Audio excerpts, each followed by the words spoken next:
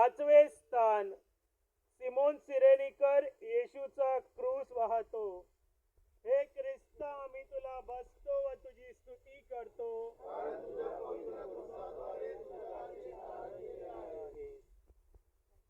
यहुद्यांना वाटले की अगदी अशक्य झालेला येशू काल्वारी डोंगरावर पोचण्याच्या आधीच वाटेत पडून मरेल.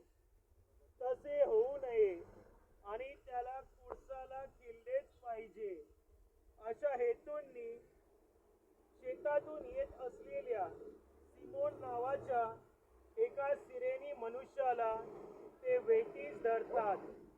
प्रथम सिमोन त्या क्रूसाचा स्वीकार करण्यास फार संचोखला, परंतु येशूच्या कृपेचे सहाय्य मिळताच त्याने येशूला मदत केली.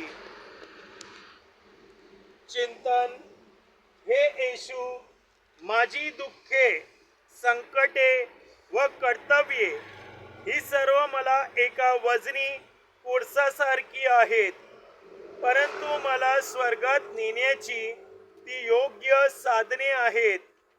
सर्व ओझी माझ्या खांद्यावर तू स्वतः प्रेमाने ठेवलेल्या एका हलक्या कोळसासारखी आहेत असे मानण्यास मला कृपा दे.